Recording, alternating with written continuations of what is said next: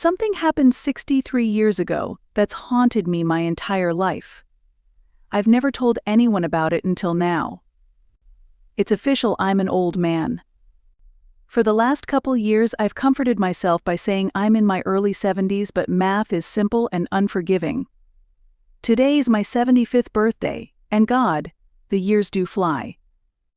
I'm not here for your well wishes. This is hardly a milestone I'm excited about. I'm glad to still be here, of course, but I find I have less and less to live for with every passing year. My bones ache, my kids live far away, and the other side of my bed has been empty for just over 8 months now. In fact, once I cast my vote against that goddamned Trump this November, I may have nothing to live for at all. So spare me your happy birthdays and your congratulations, if you please. I'm here because I have a story for you, and it's one I've never told before. I used to think I kept it inside because it was silly, or maybe because nobody would believe it. I've found, though, that the older you grow, the more exhausting it becomes to lie to yourself. If I'm being perfectly honest, I've never told anybody this story because it scares me, almost to death. But death seems friendlier than it used to, so listen close. The year was 1950, the setting a small town in Maine.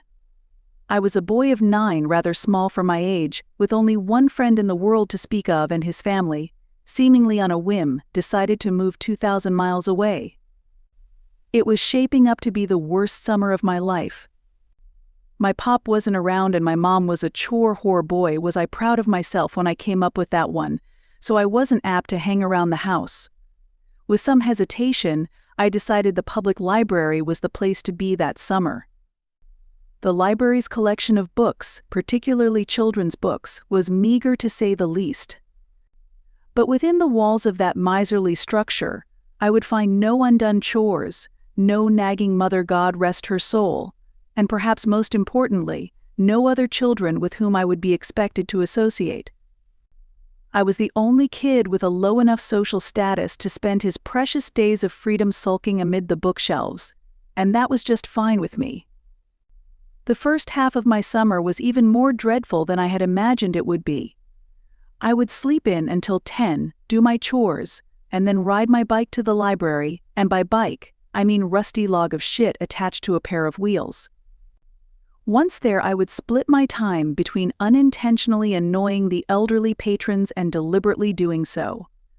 One pleasant lady actually interrupted my incessant tongue clicking to hiss a "shut the fuck up" at me the first time I ever heard a grown-up use the F word. Big fucking deal, I know, but in those days it was unheard of. The dreary days turned to woeful weeks.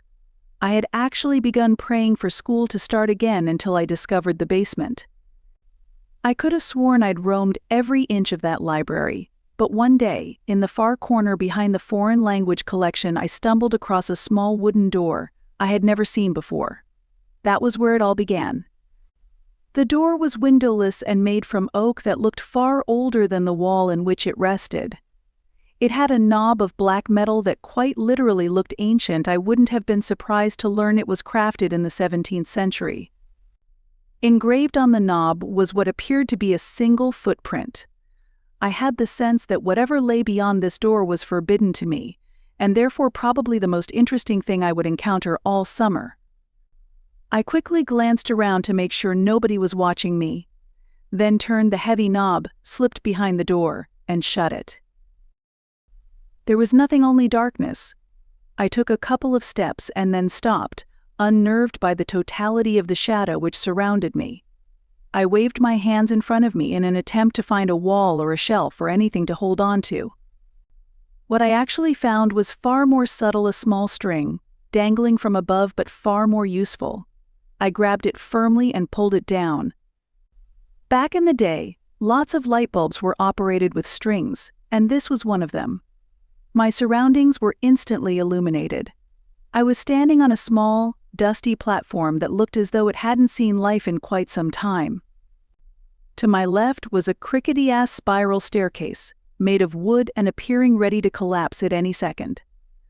The bulb was the only source of light in the room, and it was feeble, so when I peered over the railing to see what lay below, the bottom of the staircase dissolved into the darkness.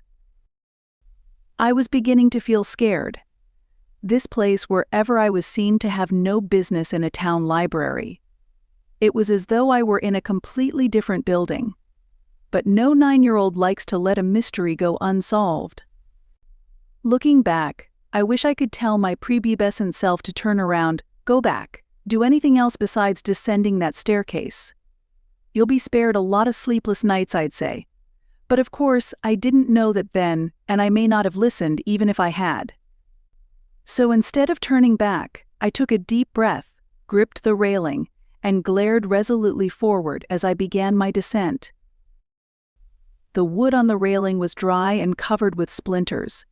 I immediately let go, holding my hands out for balance as I carefully traversed the staircase. It was, or at least seemed, very long, and with only the dim glow from the string bulb far above me, my heart pounded mercilessly in the darkness. Even kids can sense when something isn't right. I think they just don't always give a shit. By the time my feet reached the cement floor at the bottom, the light from the bulb above was very nearly a memory. But there was a new light source, and God, I'll never forget it. Directly in front of me was a door, massive and a deep shade of red. The light was coming from behind the door, and it shone out in thin lines from all four sides, a sinister, dimly glowing rectangle. For the second time, I took a deep breath and went through a door I shouldn't have. In contrast to the dank room I entered from, the room behind the door was blinding. When my eyes adjusted, what I saw nearly took my breath away. It was a library. The most perfect library imaginable. I gaped in wonder as I stepped, almost reverently, further into the room. It was beautiful. It was smaller than the library above, much smaller, but it seemed to be almost tailor-made for me. The shelves were packed with brightly colored titles. Both armchairs in the middle of the room were exquisitely comfortable, and the smell, my God, the smell was simply unbelievable. Sort of a mixture of citrus and pine.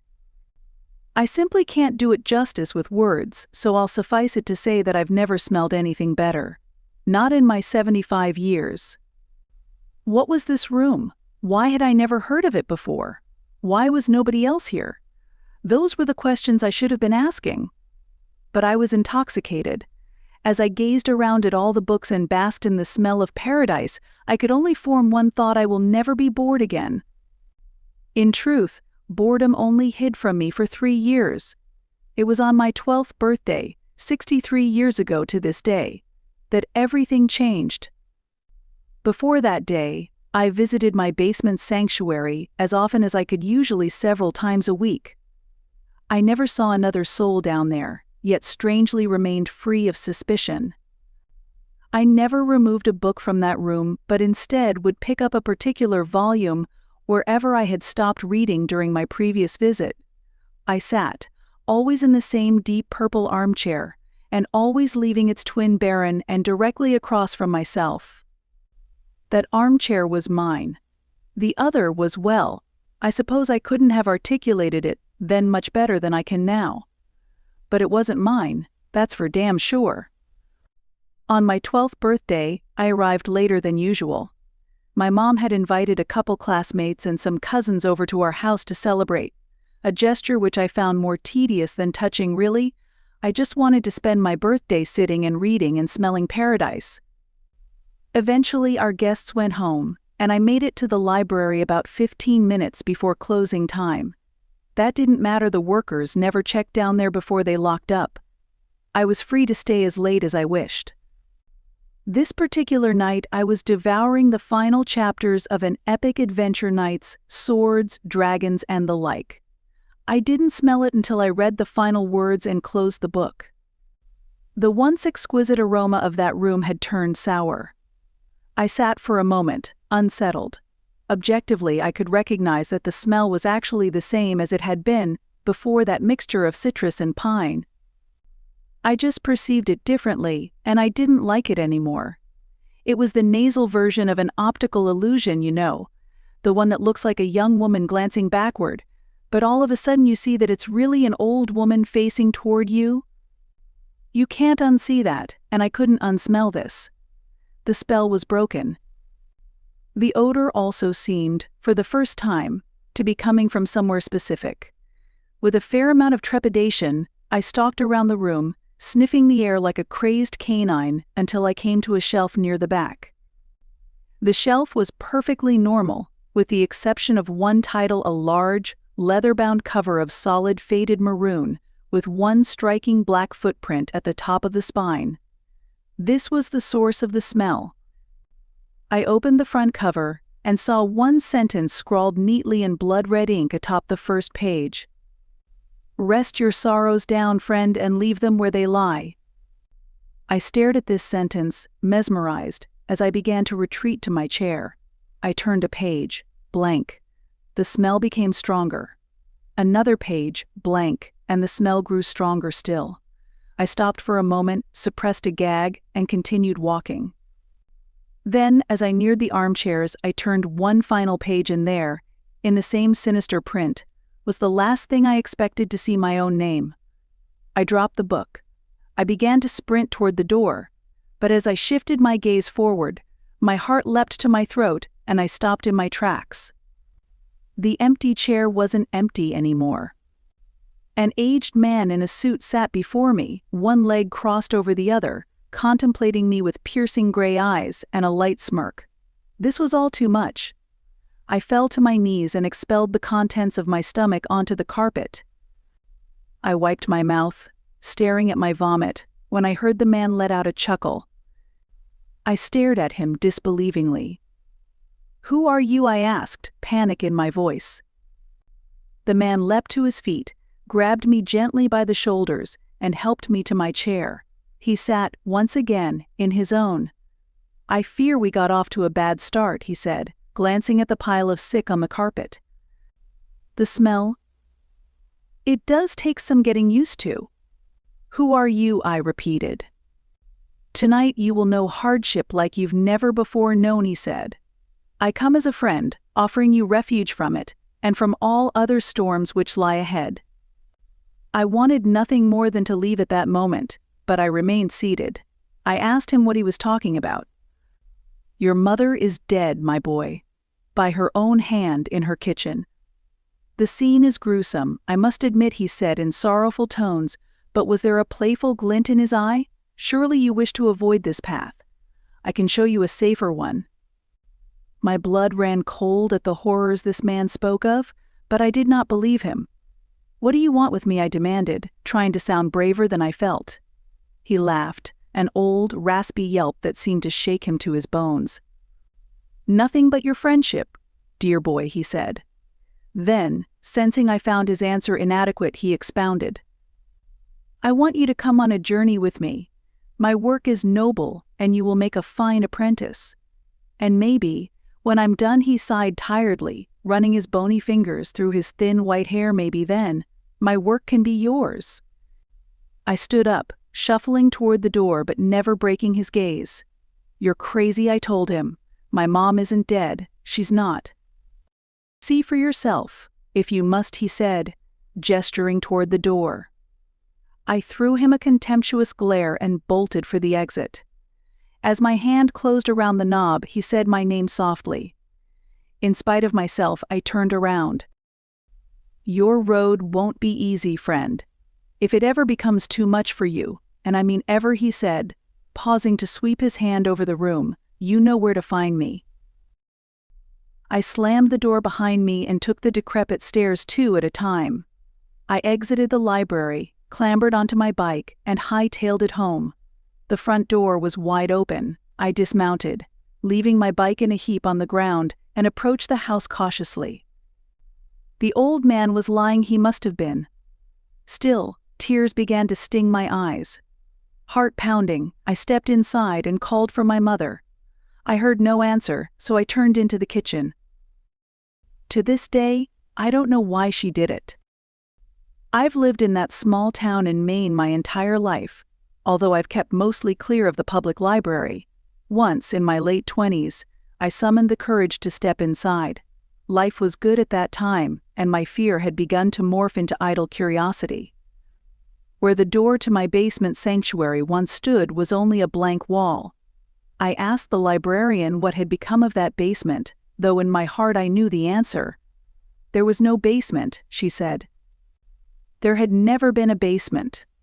In fact, if she had her facts correctly, city zoning ordinances prohibited a basement in the area. I've been haunted by that sickly sweet smell, that poisonous blend of citrus and pine, ever since that long-ago birthday. When I saw my mother in the kitchen that day, collapsed in a pool of her own blood, I smelled it. When a man claiming to be my father knocked on my college apartment door, begged me for money, and beat me to within an inch of my life when I refused, I smelled it. When my wife miscarried our second child, I smelled it, and again when she miscarried our fourth. When our oldest son got behind the wheel of the family Buick completely shit-faced and got his girlfriend killed, I smelled it. I began to smell it periodically as my wife became sick. She died late last year, and now I'm alone for the first time in more than half a century. Now, I smell it every day, and it feels like an invitation. A few months ago, I went back to the library and the small oak door with the ancient handle was there right where it used to be.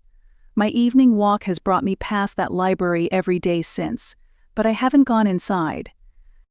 Maybe tonight I will. I'm frightened to die, yes, but lately I'm even more frightened to keep living. The old man was right, my road hasn't been easy, and I doubt it will get any easier. Rest your sorrows down, friend, and leave them where they lie. He promised relief. A refuge, he said. Was he right about that too? There's only one way to find out. After all, I still know where to find him.